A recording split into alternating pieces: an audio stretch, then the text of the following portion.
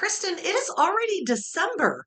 We are in a great month for gatherings and get togethers of all kinds. You are right. I'm so excited. Are we going to make something fun and festive to get people in the mood? Oh, yes, we are. We are going to get this party started. Woo, woo.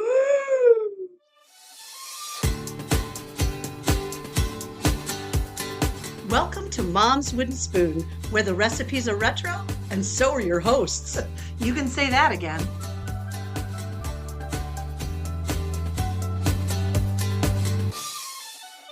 Today, we are going back to a recipe book from Grandma Honey. Yay. Yes, this one is not as old as dirt. No. Nope, it's far more new. Recent. Yeah. Recent is the word. Is the word. Yes. Yeah. And it's got a great title.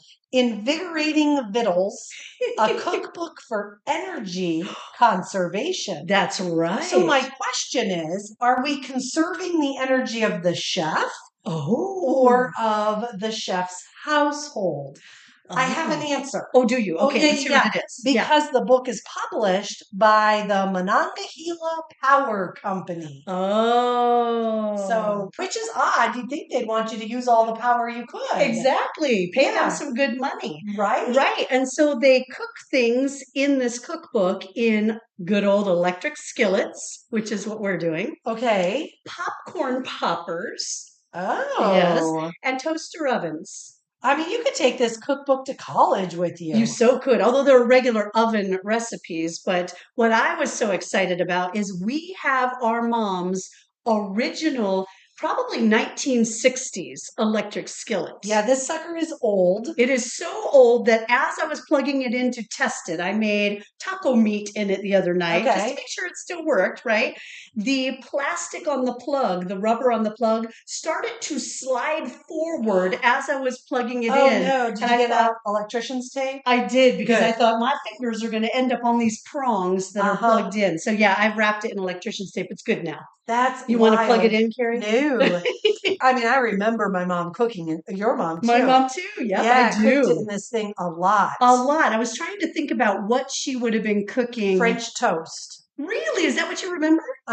French toast always in the electric skillet. Okay. There were a few meals that, without a doubt, they were in the electric skillet. I wonder if she did hamburgers, because it's a nice lot of space in an electric skillet. Apparently, a lot of housewives in the 70s were making hamburgers. They were making sloppy joes, goulash. I don't know, because it's a nice flat surface. And so pancakes, obviously. Right. When you need a nice flat surface without the pan edges getting in your way. Exactly. Here was one recipe I found that was hilarious. It said if you wanted to go super complex, you could make a dish from the 70s like pork chops with Pepsi and ketchup. Oh, delish. Yummer. Our mom did not make that. She did not. No. Thank you, Mom. That's right. Yeah.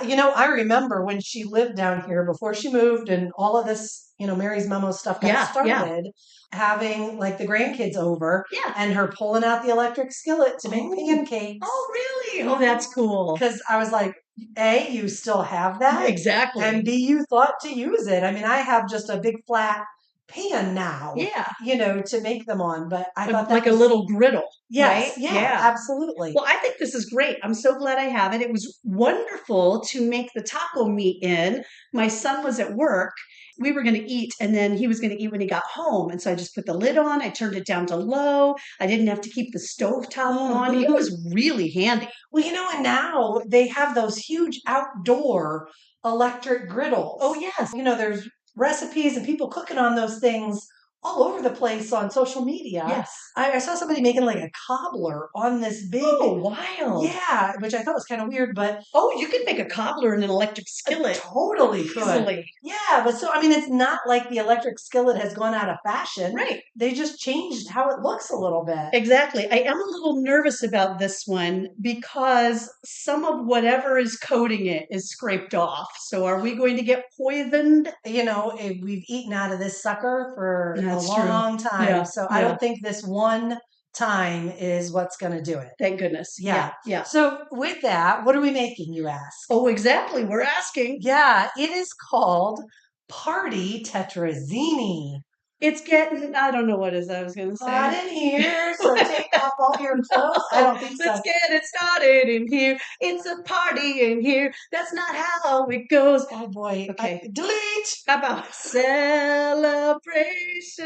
Our friend Kristen's favorite song. I feel like this is going nowhere fast. No. Nowhere fast. No. Okay. In the electric skillet, party tetrazzini. Yes. I noticed in the recipe, it calls for sherry.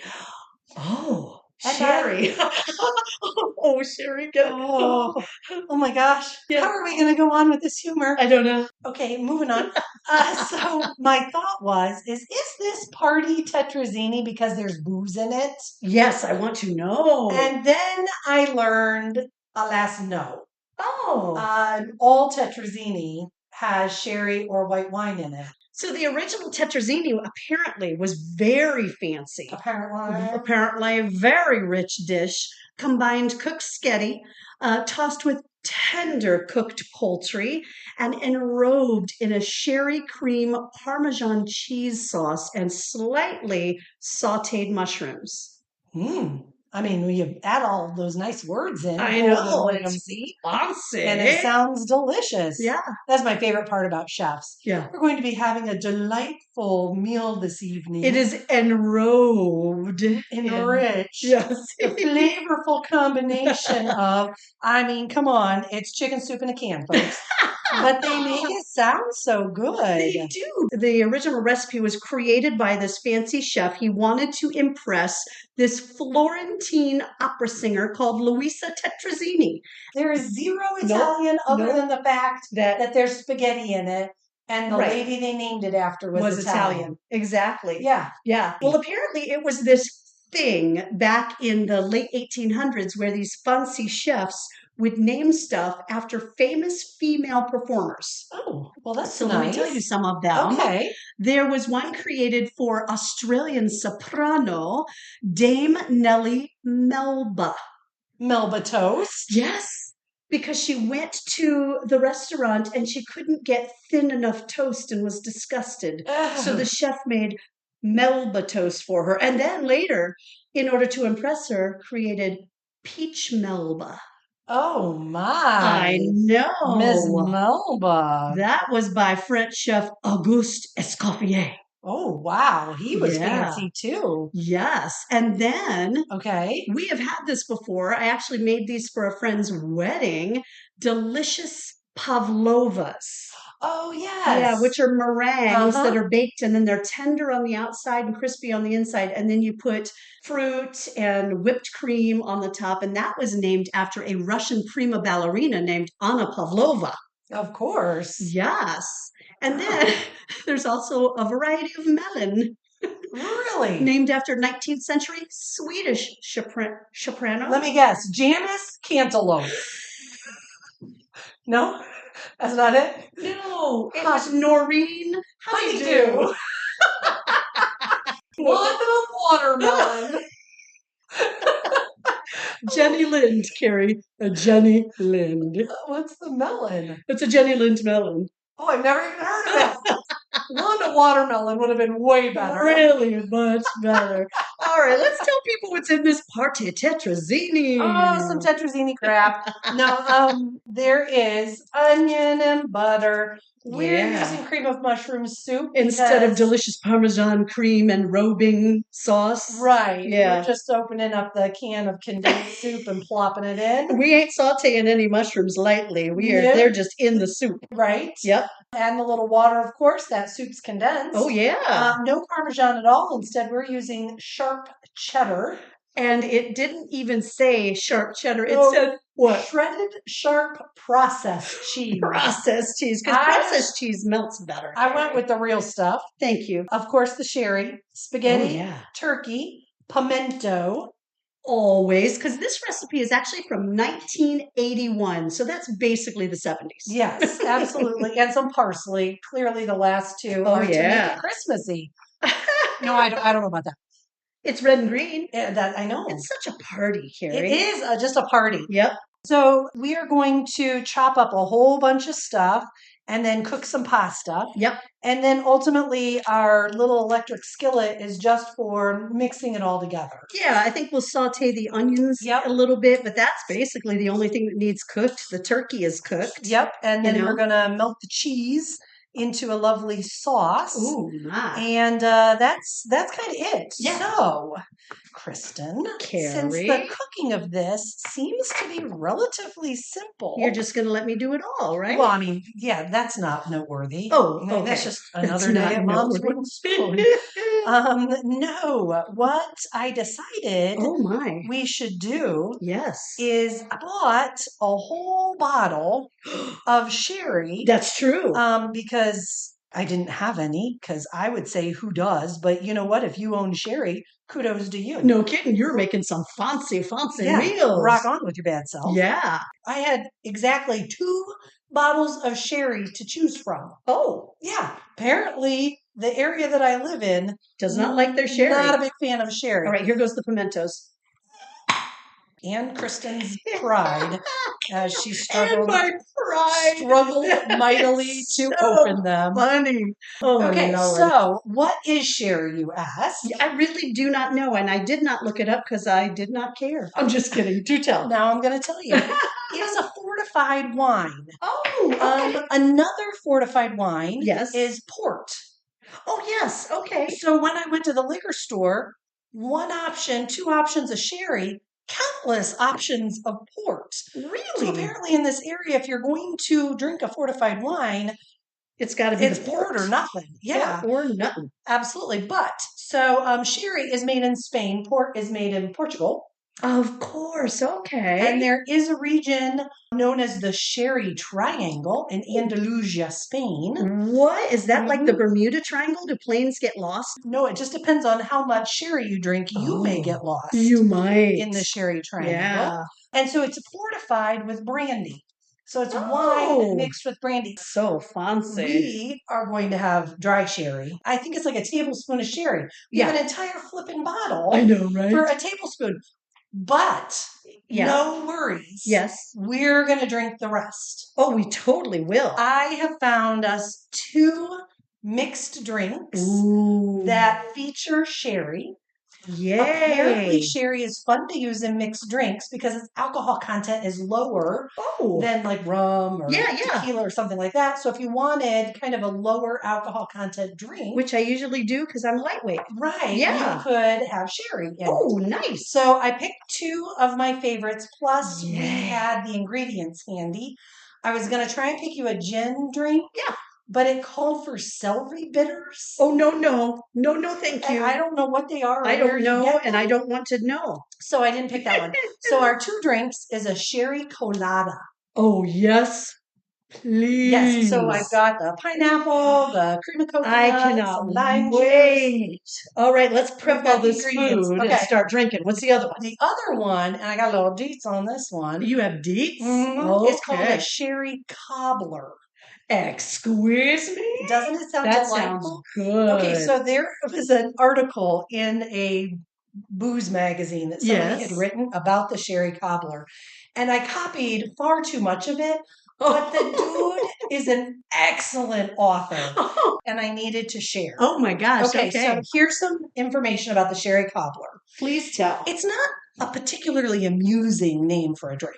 But beggars can't be choosers, especially not sweltering ones. What? People back in the 1830s, when the cobbler first turned up, didn't have air conditioning or even Vornado fans. This drink was all they had when the weather turned repulsive. Well, okay, they had it and the mint julep. Yuck. Yes. Yeah. While we like to think that back then, before there were cars and traffic lights and whatnots, you could be as drunk as a boiled owl and still go about your day. That's true. There were a few poor souls who couldn't. Oh. For them, since there's nothing more endrunkening than a julep, there was the cobbler. Okay. A good-sized splash of sherry, which has all the flavor of booze but less than half the horsepower, a little sugar, and a slice or 2 of orange, shaken with ice like the devil himself was whipping on you. Serve with a straw if you like. It was probably the sherry cobbler that got us using those suckers in the first place. Nothing more refreshing has ever been created. I'll take a good cobbler over video games and the celebrity antics of any day. What? Although if I could, I'd have all three. Wow. That is awesome writing. And I need me a sherry cobbler now. Okay. So I'm going to measure out these little turkey chunks that I have made. And before we get to drinking, I did want to tell you some stuff I found in this delightful, invigorating Vittles cookbook. Okay. I mean, we are going to be so invigorated between our refreshing sherry and our invigorating Vittles and our energy conservation. Holy cramoly. Holy moly. Here's what it said at the beginning of the cookbook, like on the second page.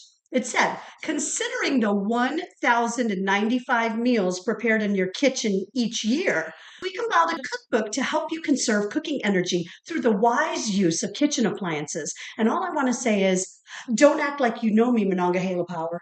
Don't act like you know me. I ain't cooking 1,095 meals. Oh my gosh. And then you turn the page and they had an entire kitchen wisdom section. Oh, we need some kitchen wisdom. Yes, we do. It says, use the range only for intended purpose. The range is only efficient for cooking, so do not use it to dry hair. What? That's what it said in the cookbook. Do not use it to dry hair. Was there what?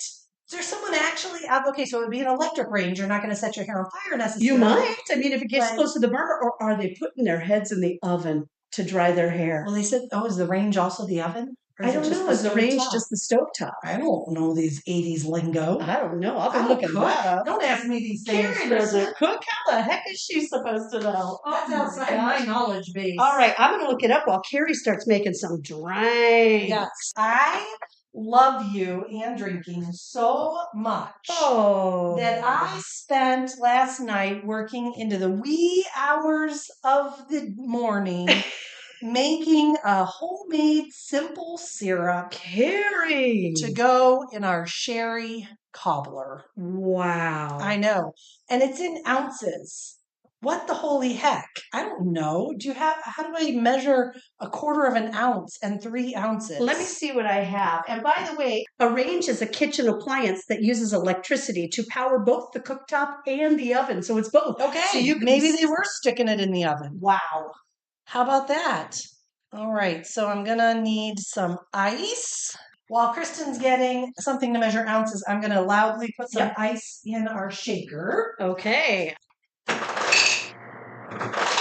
It's real quiet, so no problems. Yep. Okay. While we're being loud, let me get the cheese. Okay. And then I get to shake it brutally. I'm very excited about that. Ooh, I like brutal shaking, usually of people, but... Mostly me. Mostly Carrie. Shake her brutally. This is only 1 ounce. Okay. Well, I mean, it's all I got, Carrie. You did not come prepared, Avi. I mean, you made the simple syrup. Whatever. I mean, I was really proud of myself. Now, how I'm going to pour that into I don't know. There's going to be mess. I'll tell you what. I am okay with mess if you're making me a delicious, delicious cocktail, Carrie. Well, according to this, it will be refreshing AF. I can't wait. Do I need to cut these? Al fresco. Ooh, la, al fresco. I'm just kidding. Do I need to cut the oranges? Yes. Oh, we do. How are they supposed to be cut? It says 1 orange half wheel. I don't know what that is. I was just going to slice that sucker in half and stick them both in there. And squeeze and shake. Because these are little tangerines. These are like cuties. Right. It's what I had. What it says is to shake brutally, and that this will cause the orange to come out. Do its the juice to come out. So I'll just cut it in half. Yeah. That's what I was thinking. We do 2 halves per shake. Okay. We put that in there? Yeah. Okay. So I'm going to do 1 for you then 1 for me. Oh, wow. Is the plan. Okay. So I did the simple syrup. So she has simple syrup in there. She has the orange in there, the 1 cutie.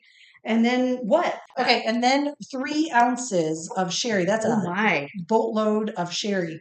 Now the trouble is, can her old eyes see the measuring marks on the shot glass? Really hard. I've never had sherry. Have you? Nope. Let's smell it. It smells like that peach brandy that Dad had that the Amish people that made. the Amish made. Our father loves to pick up booze from the Amish. Last time he got catnip wine. Catnip wine. That was so sweet. Some horrifying stuff. Sickeningly sweet. Horrifying. My husband drank the heck out of that peach brandy. Oh, really? Yeah, he kind of liked it. No. That was also not a winner. All right, Carrie's going to shake. It's going to be loud. Okay.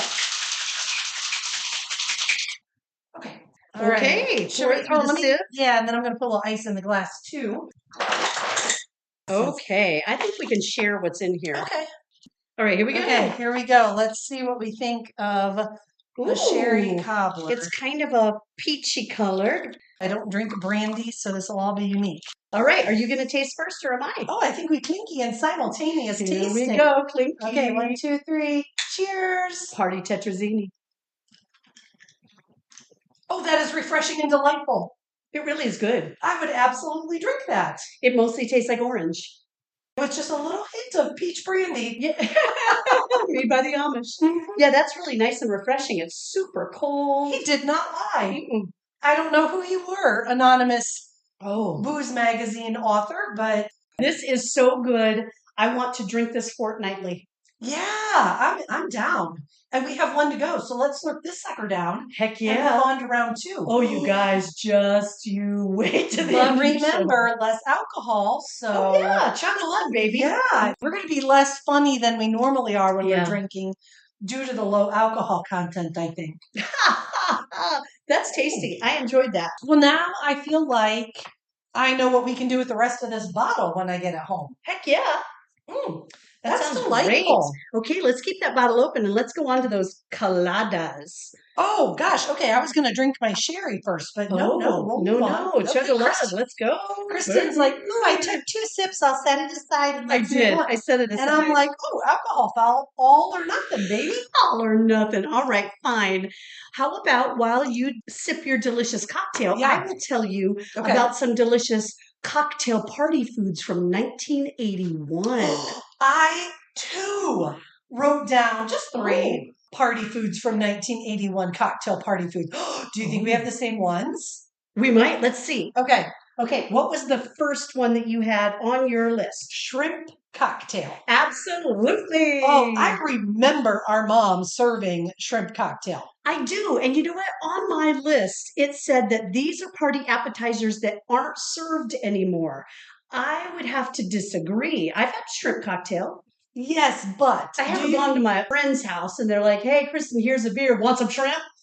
Have you had it in a martini glass filled with cocktail sauce and romaine shrimp, lettuce leaves? Yeah, no. And the shrimp hung decoratively on the rim. I have not. Then I feel like all right, 1981 version. All right, well, pigs in a blanket. Not on my list. I had pigs in a blanket yesterday at our friend's house. Oh, I love pigs in a blanket. Me too. And you don't even have to wrap them yourself anymore. No, you buy those frozen babies. They're easy peasy. Yes, ma'am. Clams Casino. Oh, I have had those, but not at someone's party. I've never heard of it. Wow. So I'll tell you what it is in case... Well, I didn't know. Yes. Apparently you do. It's a baked clam dish, often topped with a mixture of breadcrumbs, bacon, and peppers, offering a salty and savory bite that I would kindly decline. I know. They're pretty good. I like them. Do you eat it on something? Like on a cracker? No, really. It's just, you just kind of scoop it out and eat it. It's got the breadcrumbs with your hand? In it. Like with a spoon or a fork. Oh, okay. Yeah. Just checking. Or your fingers, whatever. Cocktail weenies and barbecue sauce. Oh, yeah. I've had those at parties. Yeah. Not recently, I don't think. No. You can make them in that same sauce that you do meatballs in. Yes. Oh, gosh. There's enough booze in this. You're feeling it? I'm like, wow. The world is trippy. Oh, my God. And I'm on drugs, so maybe I should stop drinking that. Yeah, I would probably do that. Stop that. Yeah. Okay. Did you have any others? I do. And I wrote down, Kristen is going to correct me on my pronunciation. Oh, yep. Here we go. Let's see. Voulez-vous? Oh, vol-au-vent. I think it's vol-au-vent. Okay. Yeah. It's puff pastry. It's puff pastry filled with a savory mixture like creamy chicken or seafood. It's like tetrazzini without the spaghetti. Oh my gosh, we need puff pastry. We could put tetrazzini in it. And call it vol-au-vent. Okay, so I am clearly not going to drink anymore. No, but wait, I had one more I wanted to tell you. Yeah, okay. There was this one on the list that I have A, never had before, B, never heard of, and C, hope to never see in my lifetime. Oh, okay. French onion soup shots. Oh. They put French onion soup in shot glasses. Wait, they put like a little crouton? A little crouton in the bottom, a little soup, and then what? Melt some cheese over the top so you can burn the ever-loving crap out of the roof of your mouth. As the melted cheese adheres to the roof of your mouth and chokes you to death. And then the shot of hot soup scalds your throat as well. Ooh, I mean, that sounds delightful. Delicious. Or do they serve it cold once the soup has gotten gelatinous? Oh, even better. Yum. Even better. Man, that's a tough one. I know, right? Huh. Wow. Okay, on that note, I gotta make more drinks. We need to go away to make this because it has to be made in a blender. Yes. So we'll go away. We're going to make the booze and we'll come back and tell you how delicious it is so you can be very, very jealous. Yeah, we'll drink it on live. Yeah, live on camera. What? She's been drinking.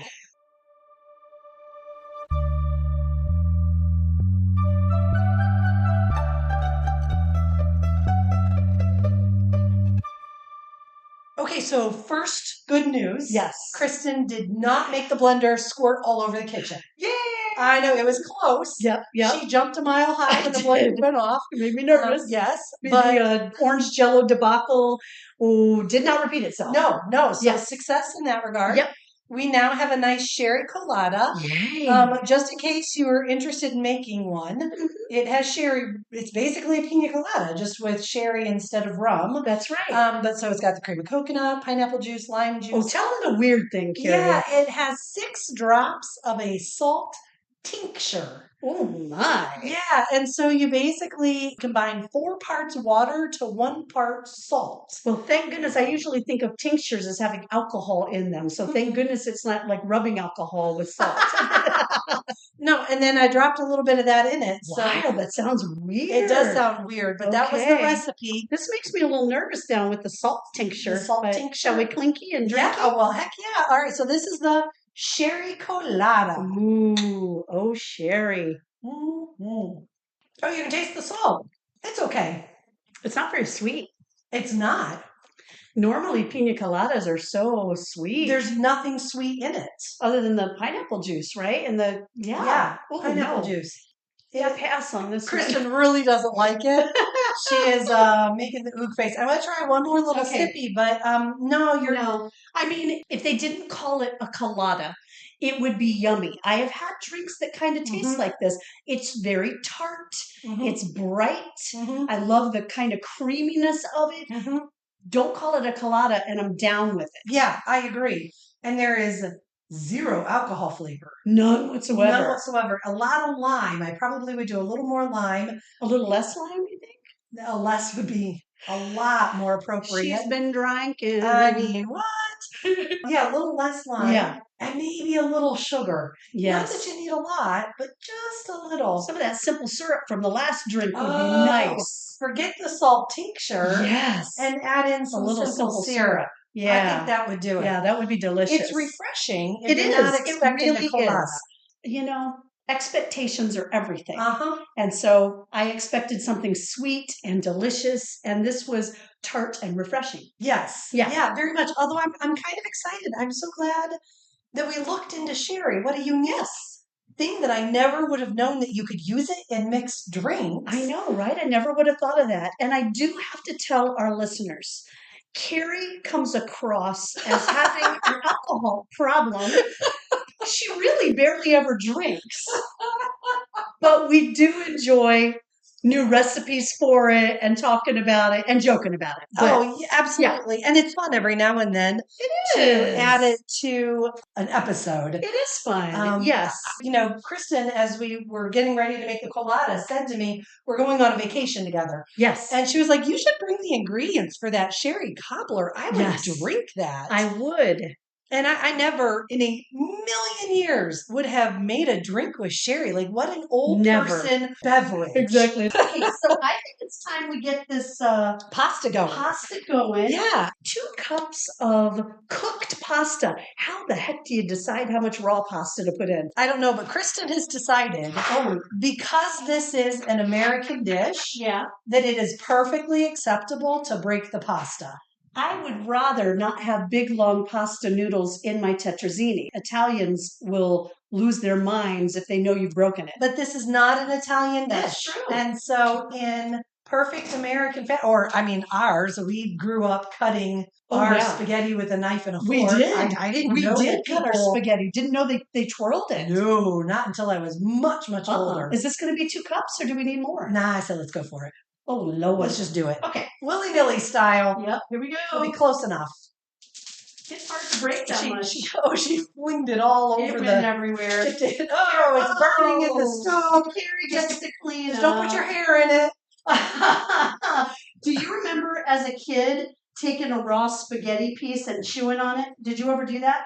Yeah, my dog loves it. Really? Oh, he gets so excited when you cook spaghetti. He wants you to give him some raw. Cute. Mm-hmm. That is cute.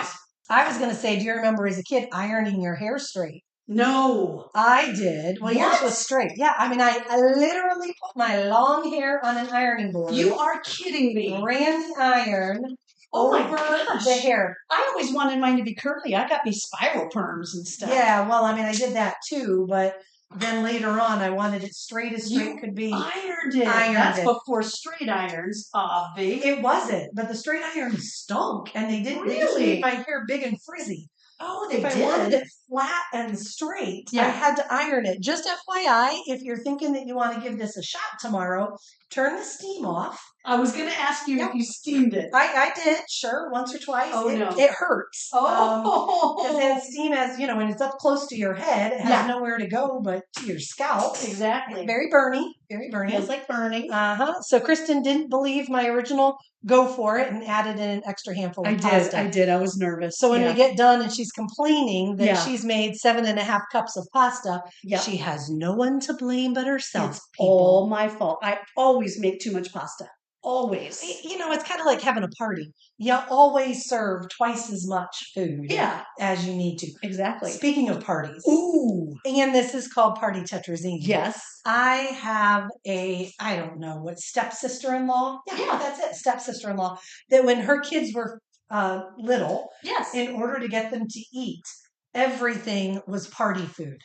That's right. That's how she'd get them to eat. She's like, ooh, carrots. What? Party food. Party carrots. Mm-hmm. You guys coming up for your party liver and onions. You want to plate of this party food? Yeah. And all of a sudden, it was delightful. What a good idea. So I'm wondering if that's what this is, because it's obviously not the booze. No. What makes it party? Maybe it's because it has pimentos in it. Pimentos make everything a party, Carrie. In the 80s. Everything. In 70s and 80s. Yes. Pimentos and parsley. Yeah. That's a party right there. It is. Yeah. Well, I'm wondering if we should start cooking. The pasta has 9 minutes. Okay. Should we start? Yes, let's do it. Yes. Okay, that means you have to grab the electric skillet and bring it on up over here. All right, here I come. Of course, there are no directions for how hot to cook it, and this sucker gets hot fast. So hot. But that's part of why it's so great. I'm going to take a picture. Oh, yes. Of this gloriously old. It's gorge. Oh, it is. Has the steam vent on the top that you can open I used to play with that. Me too. Oh, I thought that was the coolest. And there's also, you'll see like a little chart on the top. It's all torn off. It has been torn off as long as I can remember. Oh, yeah. And it gives you various temperatures with which to cook the food. And my mom, she didn't need that. Oh, no, she knew. How to cook pancakes, what temp to cook pancakes, what temp to cook potatoes that you could then turn into mashed potatoes. Only if you're a genius. That's right. Mm-hmm. Okay, let's get started. I think we need to add the butter. Oh, yes. So first we're going to do butter, and then we're going to... Is it butter and onions? Saute some onions. Yep. Okay, so cook onion and butter till tender. Kristen's putting her hand over to see if it's hot, and I'm threatening to smack her hand into the skillet. That is not good. Yeah, I see some of the... It does smell funky. I did make I made taco meat in this. It's it good. smells like taco meat. Is that what it smells like? Yes, I think so. That's yeah, you funny. can see where the nonstick coating has come off because my mom, she had metal utensils. Oh, heck yeah. She wasn't using any just plastic on this. Oh, heck no. This is meant to be used. Yeah, maybe a wooden spoon if we were lucky, but no. Well, she was busy spanking us with that. Heck so, yeah. So our first step is to cook our onions in butter until tender. And Kristen cut those up so minuscule that this should take 2.2 seconds. 2.2. And gosh, I only have it on 250 and they are sizzling. They are. It is. I noticed, it sounds like cooking in here, people. It does. I noticed when I made the taco meat that it got hot real fast. It does, and I think it gets way hotter than it says. Yeah, I think it does too. It's hard to control. It's kind of like trying to cook English muffins on a skillet as well. Oh, we could cook English muffins in this sucker. We could. Heck yeah. Yeah. I didn't even think about that back when we made those. Yeah. Thank you, Grandma Honey, for a couple of good skillet ideas. Electric skillet. Absolutely. Okay, so once they're cooked and tender, we're going to blend in the soup, water, cheese, and sherry. Cook over low heat until cheese is melted. And then add the remaining ingredients, which are what? Pimentos and the parsley. And the spaghetti. Oh, and the spaghetti. Yeah. Okay, I don't think the onions are tender yet. No, I don't think so. So we're just going to have to keep jibber-jabbering. Yeah. Okay, well, I have some fun stuff to talk about. Oh, fantastic. Yeah. Because I'm not fun at all. No, she's not. Okay, so 1981. Yes. I thought it would be fun to look up some fun toys from 1981. Okay. And I came upon a Hasbro catalog. Ooh. So all the Hasbro toys, right? And I want to know if you remember this toy, this game, because it's all over social media right now. My son was talking about it, and I was like, oh, I remember this. I never had it. I was scared of this. Okay, Operation. No, but that was scary. Was it the one where you put the puzzle pieces in and then it popped up? No, exactly. What was that one? I don't know. I'm going to say exaggeration, fear, and make you wet your pants game? Yes. No. This one was called I Want to Bite Your Finger. No. It was a game where, of course, it was Dracula, and you would play the board game. I know, right? Play the board game, and there was a clock on it, and if you hit something in just the right way, his cape would open up and it would say, I want to bite your finger. And you would have to stick your finger in his mouth and his teeth would chomp down on you and leave 2 fang marks. What? And then you were out or something like that. Yes, it was just markers. That looks so scary to me. I don't want anybody biting my finger. That's hilarious. I want to bite your finger. And how fast do you think those markers dried up? No kidding, right? I bought some Dollar Tree dry erase markers. Yeah. I bet they dry up about as fast as those suckers do. Oh, I bet they did. Yeah. Just FYI, if you buy the cheapest Dollar Tree dry erase markers, you get about 4 words out of them. Short words. 4 words. Short words. That's don't go right to supercalifragilisticexpialidocious. You're making it halfway through. Oh my goodness. Yes. Okay, another one. Now that was the best one, really. Okay. Yeah, I've never heard of it. And I follow on Instagram this couple that play a million different games. Oh. They're constantly playing. You need to go see if they've ever played I Want to Bite Your Finger. Yeah, I've never seen it. Oh my gosh. There was a comment online about this, and the person said, the adult version checks your blood sugar. It's not a game. We need to get one for our dad. I want to check your diabetes. I like it. Okay, and I'm pretty positive you'll remember these because you would break your ankle on these. They were called romper stompers, and they were basically 2 plastic buckets with strings. Yes. Do you remember those? We did not have the romper stompers. We did not have romper stompers. We, in fact, had 2 plastic buckets with strings. Did we? Yeah. Did Dad remember? Yes. I knew we had something like that. Yes. Dad also made us stilts. Yes. We sucked at those. Oh, we sucked.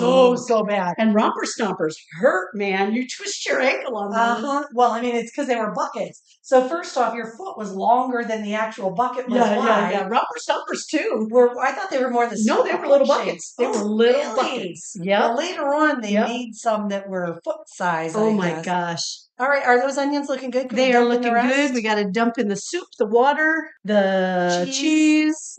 Come on. What else? Okay. I don't know. Let's see. soup. I'm blind. Soup, water, cheese, and sherry. Ooh, don't forget the sherry. Yeah. All right. Here's the water.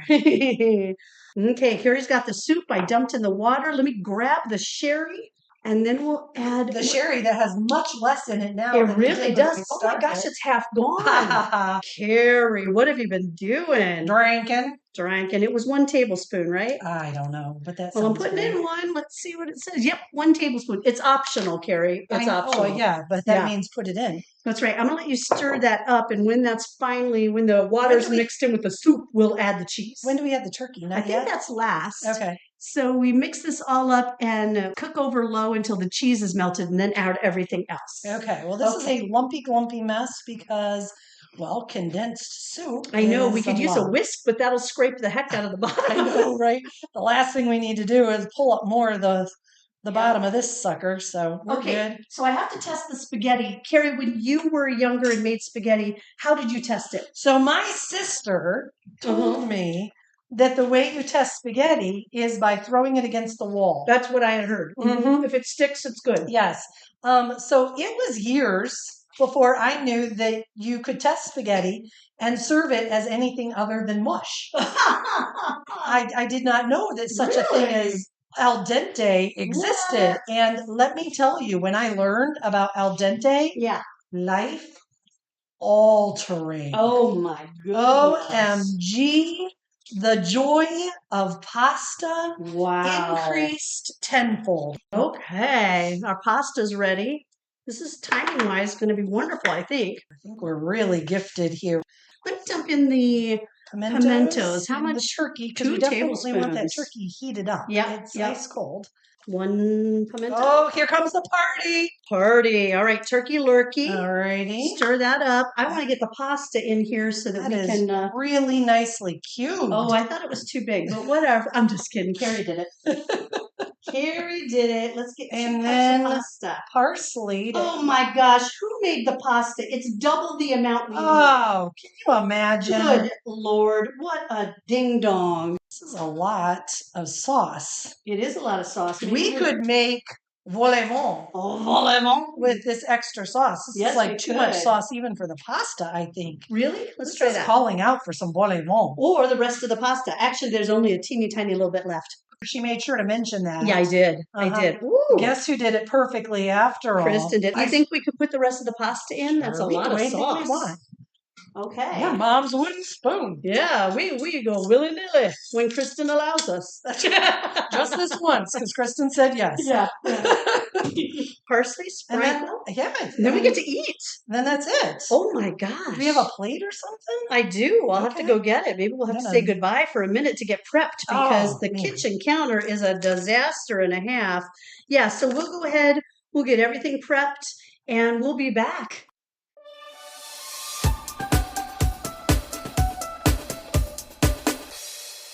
So we cleaned up. It looks good. Kristen went for some fancy chef plating at my bequest. It did not work. It didn't work, but the thought was good. Yeah. And I appreciate it. I tried to get it with tongs and kind of twist it in a spiral. And it's because some dumb broke the spaghetti in half. Who would do something like that? Seriously. Gosh. Oh my But goodness. she did continually stick her finger in it repeatedly.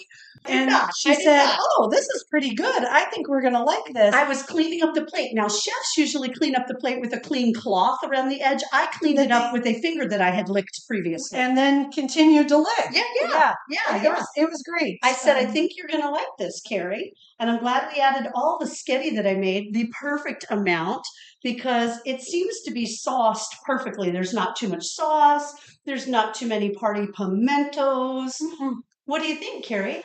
I think I would way prefer if it was Parmesan. Really? I don't really care for the cheddar. Do you want to sprinkle a little Parmesan on the top and see if that has an effect? Parmesan has that salty. Yeah. I think it would just have a nicer bite to it. It's almost too sweet. There's nothing in it that's got that bite. I don't know if maybe like some salt. I mean, it needs something to kind of balance out. Yes, let's get some Parmesan cheese on there and some cracked black pepper. Okay. All right. We're going to see if we can doctor this up to our liking. Mm-hmm. But I'm thinking instead of using the sharp cheddar, I would go with Parmesan. I would go with Parmesan, yes. I think I would love it.